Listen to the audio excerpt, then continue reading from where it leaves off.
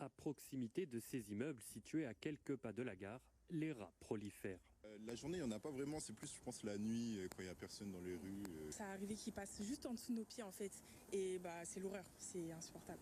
C'est limite des habitants de la ville, hein. Après, faut trouver de bons dispositifs, hein. Vivre avec eux, c'est compliqué. La ville d'Évry a justement fait appel à un dératiseur particulier pour chasser les rongeurs. Sylvestre vient accompagné de son chien et de ses furets. Après avoir placé des filets à l'entrée et à la sortie des terriers, le dératiseur laisse la furette inspecter les galeries. On va voir si on a de la présence de rats dans ces terriers-là. S'il y en a, elle va les déloger. Et on va pouvoir les prélever avec le chien. Pas de rongeurs dans ce terrier, alors Sylvestre décide de changer de zone. Un nouveau terrier inspecté et cette fois-ci, des rats sont bel et bien présents. La furette vient de déloger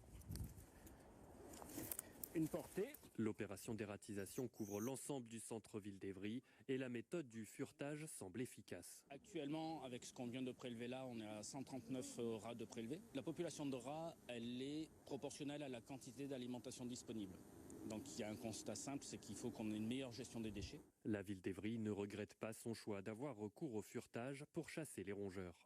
Déjà, c'est très original. Donc, sur Évry-Courcouronnes, on adore tout ce qui est expérimental. Deux, c'est quand même très écologique.